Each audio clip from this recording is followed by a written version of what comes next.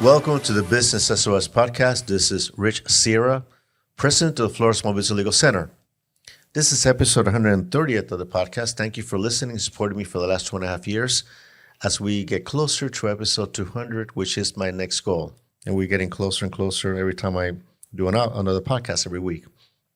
So today we're going to continue our conversation with George Zeitler. We're going to do a little bit different twist. Last time we talked more about his expert witness work. Today we're going to talk more specifically about his company, Zeitler Marine. And the topic today is Marine Expertise in Action inside of Zeitler Marine Services. Welcome, George, again to the show. Thank you, Rich. Glad to be back. So tell me a little bit more about your company. What do you do? So Zeitler Marine Services is a company I started almost 25 years ago. And it's primarily focused on yachts and small craft surveying. I also, through that company, support a second company I own or co-own called Reliable Maritime Solutions, in which my partner and I do very similar work on large commercial ships, primarily cruise lines. Okay. And how do you get started?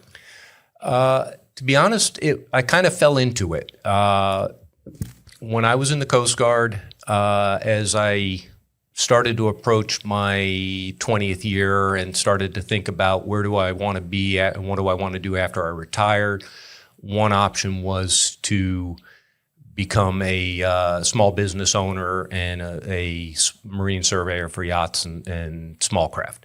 And so in order to accomplish that, I felt like I needed to be recognized by some external entity as having that knowledge and experience. So I started to look into becoming accredited.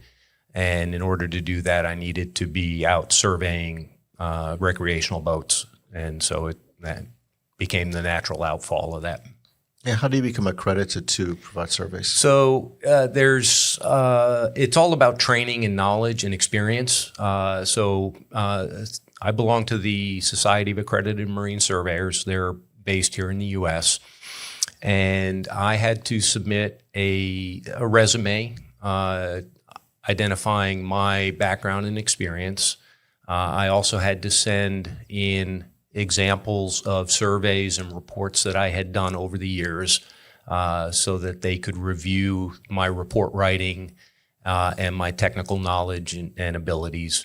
And then I had to pass their test. They have an accreditation test, and once you pass that, then they can bestow an accreditation on you. So what is a survey? Just let me go from the basics here. So a surveyor is basically an expert in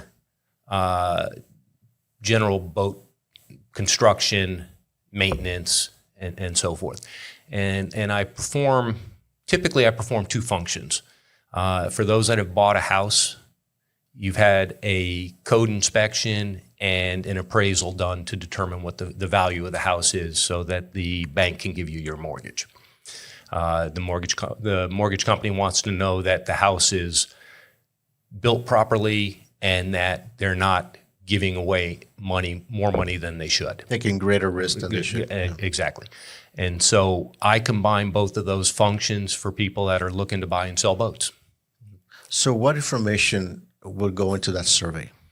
So I will do for the majority of it. It's a physical inspection of the boat. I do some research on how the boat was built, what kind of materials were used in it, and then we start looking at trying to identify if there are any defects. We're looking to make sure the boat is built and being maintained in accordance with accepted standards in the boating industry, and then we at the very end we go through and determine what the value of the boat is. What are the standards you're referring to? We say standards in the boating industry. So there are some federal regulations and federal laws that the Coast Guard has published that all boats have to comply with. A lot of them are Safety related. Most of them are safety related. Think of life jackets and flares and those types of things. They also publish certain pollution requirements, so we make sure that the boats are not going to pollute the environment.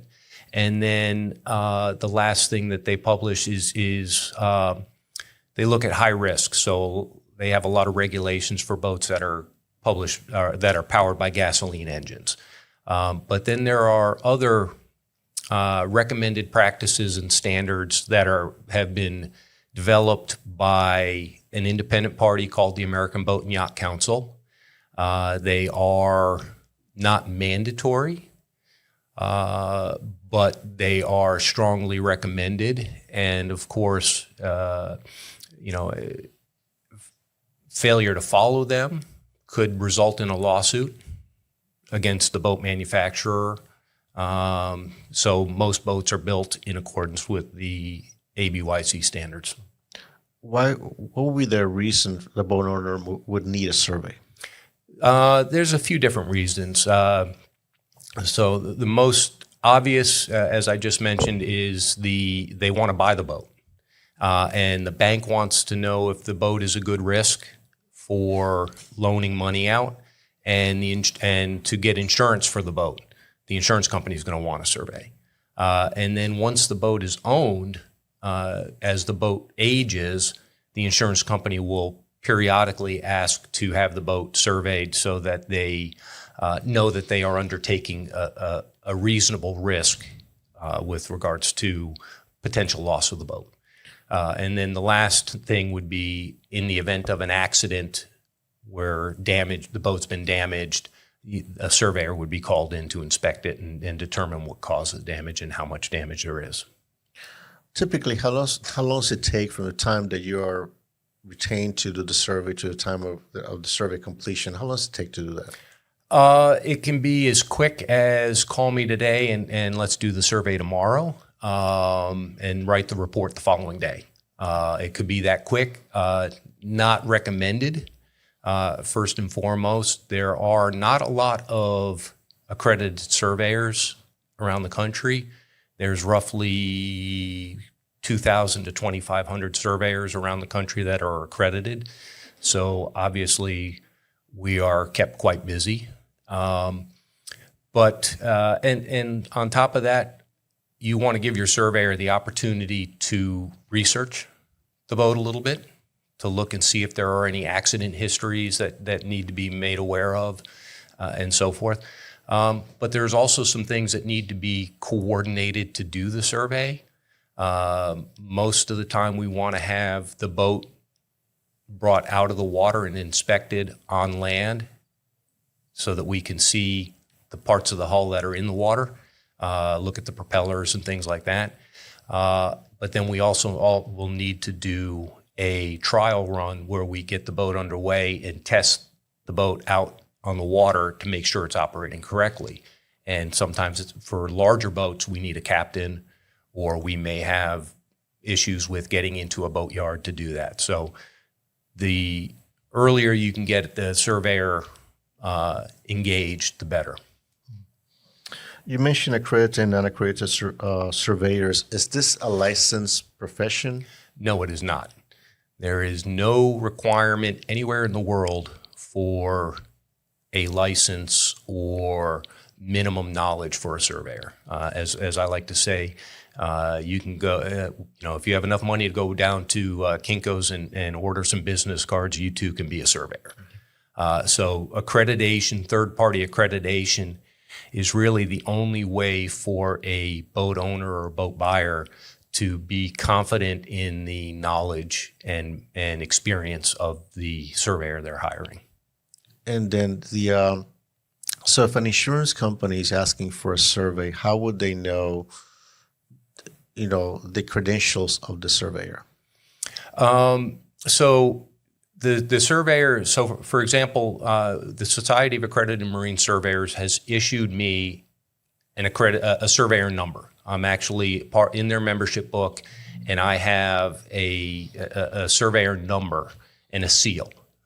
You can go to the Society of Accredited Marine Surveyors website and simply they have a find a surveyor function where you can search for the area that the boat is in, and you can identify any of their members that are living in that area. So your advice, I guess, to our listeners, if they need a survey, to get an accredited surveyor. Correct. And is it possible that, obviously you can put a website anywhere, that they may get the wrong person, the person not qualified to the survey? There is always that possibility. There are, again, in order for these accreditation societies to maintain their standards, they do from time to time fail to accept members, or they may discharge members from the organization for poor practices.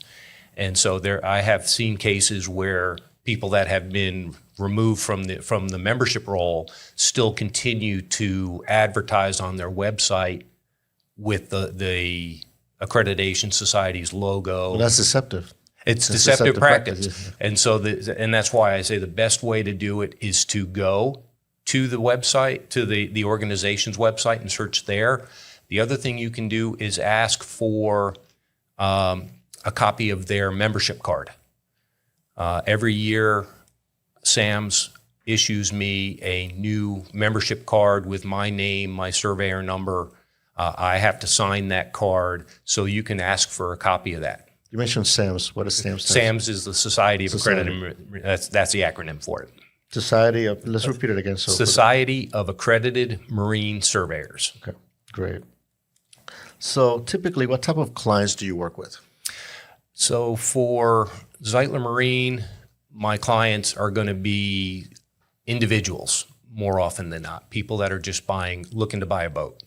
I just earlier this week I had someone from Alabama that reached out and was looking to buy a boat here in South Florida, and so had the person that was selling the boat gave them my name and contact information. So it's very much you can do a lot of advertising, but it's almost as much word of mouth and reputation for that. With my other company, Reliable Maritime, we're dealing strictly with commercial ships, cruise lines, tanker operating companies, things like that. So when you do your surveys, is there any common problems that you see with I'm talking about the small vessels, Yep. that you see that the boat owners can try to avoid before the survey? There are, and every one of them comes down to basically one issue, and that's boats that are left to what I call graze. We've all seen cows out in the field, and they just kind of wander around, and they're eating the grasses. Well, boats don't like to do that either. And so if a boat is not used routinely, the engine you can start to develop rust in some of the engine components. Batteries go dead, wiring disintegrates, and so on. So it really comes down to boats need to be used routinely and they need to be maintained. We've all had a car. We went on vacation for 2 or 3 weeks. The car sits in the garage. You come home and you go to start it, and the battery's dead. Same thing happens with boats, and so it's the same process. The more you use it, the more you start to recognize when things are starting to not work as well as they should, and then you can go ahead and get them repaired and brought back up to where they should be. So what advice do you have for boat owners, or a boat owner is listening today that is interested in selling his boat? So if you're looking to sell the boat, I would encourage you to bring in a surveyor to go through the boat and identify as many defects as possible so that you can fix them, get them addressed ahead of time. They're not going to add to the value of the boat, unfortunately, but they will make the negotiation process that much easier. The fewer defects that a surveyor finds who's representing the buyer, the less likelihood that they're going to come back and either walk away from the boat Because again, a boat that has a lot of, even if they're minor defects, screws missing from hinges on cabinet doors and things like that, it just gives a perception that the boat hasn't been maintained. So the easier, the more you can prepare the boat for the survey, the better you're going to be. Quite often, surveyors will, if I'm going to do a survey like that, I don't have to issue a full report. I can just give you a work list. So my prices actually might be cheaper to help you prepare the boat for sale, which means you might retain more of the value of the boat during the negotiation process. Yeah, so otherwise you're negotiating for repairs. Yes. They're going to start discounting the asking price. Yep. And if you're selling the boat, the last thing you want to do is have them come back to you and say you need to fix A, B, C, and D, because anybody that's ever owned a boat knows that as soon as I open up A, 3 different things are going to be found broken behind it. And so now I've just opened Pandora's box. So the less back and forth you have to do, and the less things you have to discuss about either repairing yourself or discounting, because they're going to have to pay for the repairs to make the boat usable, the better you're going to be. So on the flip side, say you have a first-time boat owner, what advice would you give that? First-time boat owner is first off, don't have eyes bigger than your belly. We all want these big, beautiful, high-performance boats and things like that. Understand that as you drive a boat, it's not like driving a car. You're gonna ding it. You're gonna bump it into the dock. It's gonna get damaged. So first off, be reasonable in what you're getting. I did a survey for a first-time boat owner who wanted a cigarette boat that does 65, 70 miles an hour, and he'd never driven a boat before. That's, in my opinion, very dangerous. Very dangerous. So do that. Second of all, go out and take some boating courses. Boating safety. A lot of states now are starting to require online boating safety courses, and you have to have, in order to register a boat, you have to have the card saying that you completed that course. It's going to be basically rules of the road, what are the basic safety requirements, and safety equipment needs to be on the boat, a lot of that stuff. But then look around. There are many organizations out there that will do actual hands-on training and help you to learn how to operate your boat safely, and how to when you're approaching a dock, how do you tie up the boat in a windy day and things like that. And so you can't just skimp. We all went through driver's education before we got our driver's license. Correct. Yes. Unfortunately, we don't require licenses for boating. So, no, there's no requirements. Okay. And so, be mindful. It's your life. It's your family's life. It's your friend's life out there. The sea is very unforgiving, and so go out there and get a boating safety course. What type of risks the boat owner takes when they take passengers in the boat, in terms of risk management or liability? If you know the answer. To be honest, let's divide that up a little bit, because there are two avenues. One is you and a bunch of friends are just going out for a day on the boat, going to go out to the sandbar, and that's as far as liability, you as the boat operator have ultimate responsibility. You need to make sure that people are not doing things on your boat that are unsafe. Okay, going back to our previous discussion, I actually had a case, an expert witness case, where we had someone get hurt because they got ejected from a boat, a high-speed boat, high-performance boat, during a poker run, and got severely injured. And we were trying. The responsibility comes right down to the boat owner and the boat operator. And so you do have that liability. And so again, if you can show that you've had the training and taken these boating safety courses, it just helps you to reduce your liability and your exposure. Yeah, and of course we've seen those accidents that have happened in South Florida, two boats colliding. I mean, there's tragedies All the time, unfortunately. happen. Yeah. You're also an instructor. Yes, I am. For the Chapman School of Seamanship, which I've had the privilege to go and speak to your students as well. Tell me more about that. So Chapman School of Seamanship is actually Florida's maritime training center. It was designated in the early '80s by the state government as our training center, and we do a lot of different things. We have one part of the school that teaches boat handling, boat operations. We actually have a course that will allow people to apply for captain's licenses as well as seaman's documents. We have a Yamaha certification and training center for people that want to be outboard mechanics.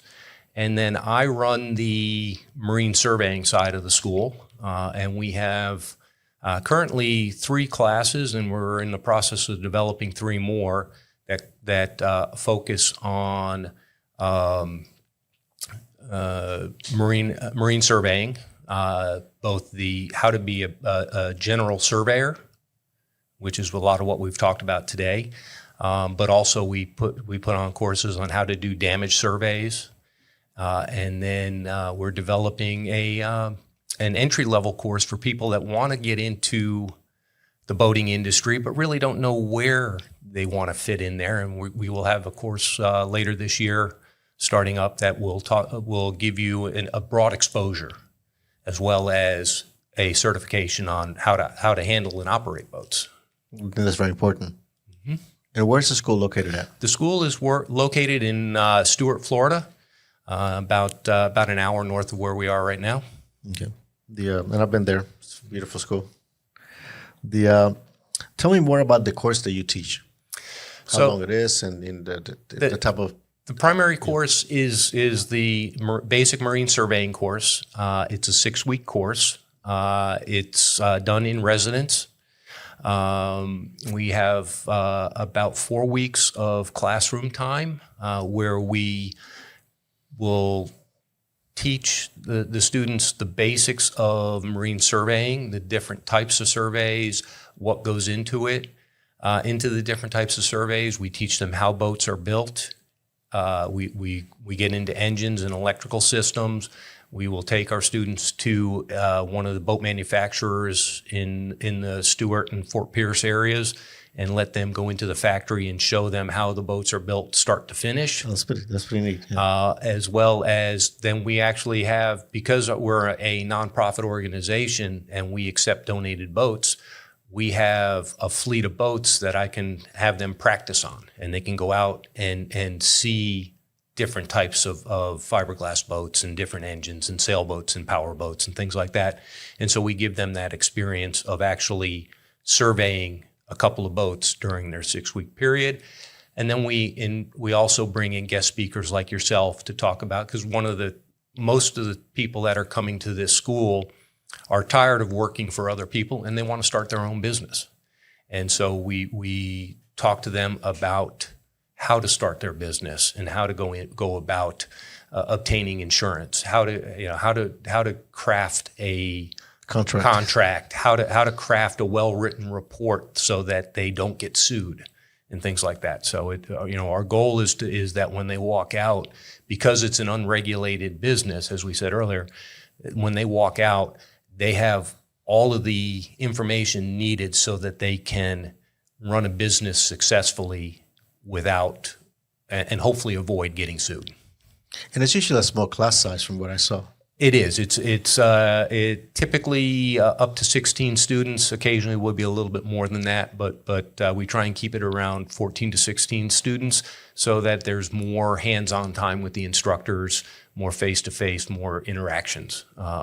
We really want to differentiate ourselves in that method by being able to to speak to the surveyors, and I encourage all of my instructors to be very open and transparent.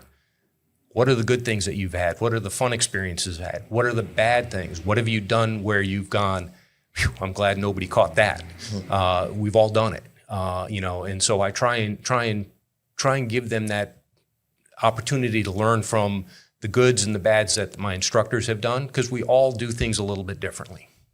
How many instructors do you have in the program? I currently have, I believe it's 6 instructors that rotate through. Some of us cover multiple different areas of the program. For instance, I've got one instructor that covers both electrical systems and sailboats, because he's been on sailboats his whole life and just loves them. I've got an instructor that comes from Ohio, who is a certified diesel and gasoline engine mechanic. And so he teaches all of our propulsion and mechanical systems classes. So when the students finish 6-week program, what do they receive at the end? So we give them a graduation certificate from our school. And we talked earlier about the Society of Accredited Marine Surveyors. That certificate carries some weight in their application, and quite often within 6 months after graduation, if they're able to do some surveys when they get back home, quite often they can apply to these accreditation organizations because they can document that they've been trained in how to do a survey, and so it helps them to get accredited that much faster, so that they have that backing. Again, the nice part about the accreditation societies from the surveyor perspective is that, at least with the organization I belong to, I can obtain my business insurance through them. Well, that's very important. As part that's of extremely important. Yes, very important, Yeah. and it's a group policy, so it's much cheaper. My commercial company, my premiums to cover what I do on cruise ships is easily 15 times, almost 20 times higher. You can per imagine. year. Yes, yeah. The responsibility is different too. Much different responsibility.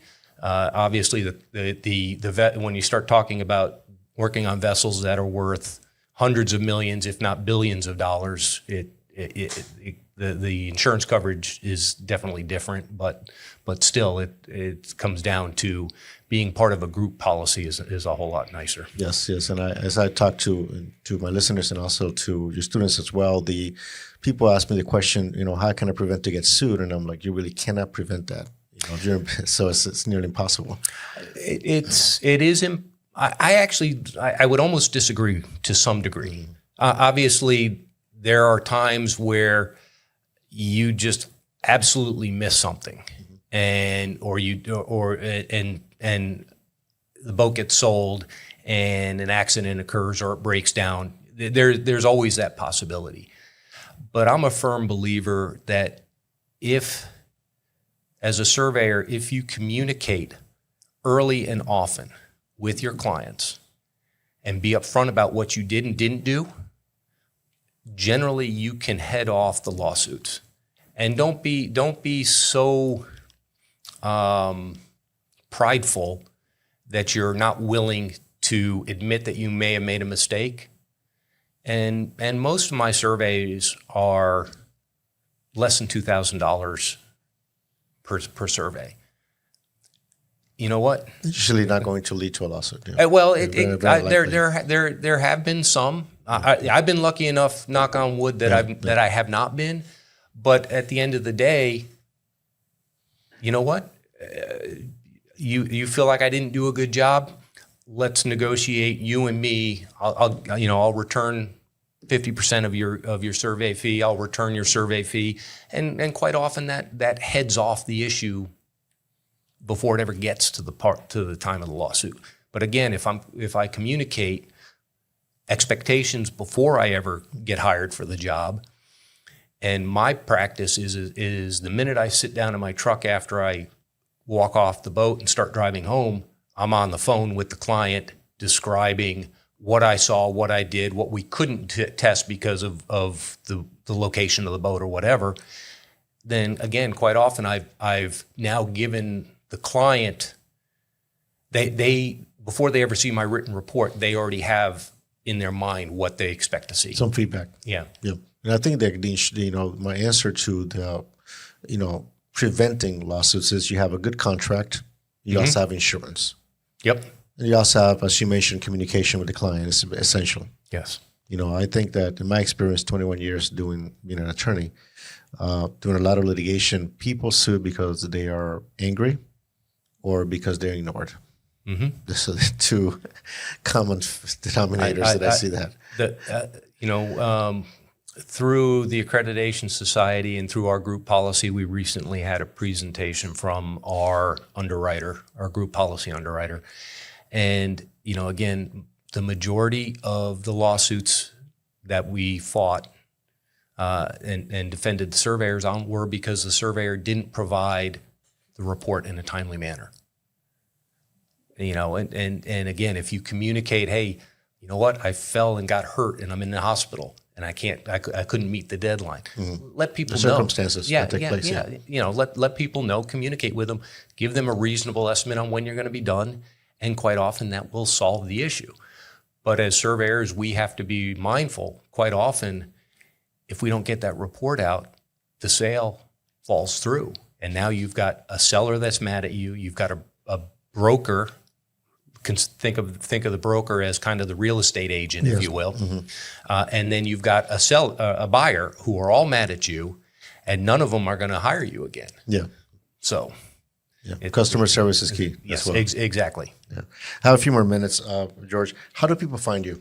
So you can find me through my website, www.zeitlermarine.com. That's Z as in zebra, E-I, T as in Tom, LERMARINE.com.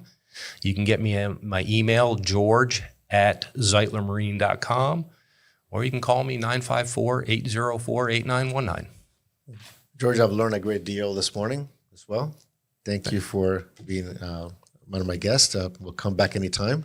My pleasure. I've enjoyed it and look forward to doing it again. And I'm looking forward to going to the Chapman School of Seamanship so I can talk to the next graduating class.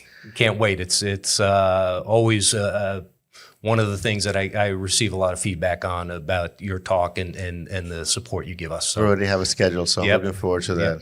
And thank you for your volunteering your time to do that, because I know it takes away from other things for you. So I do enjoy it. I do enjoy talking to new business owners, the questions that they have. So really enjoy talking to them.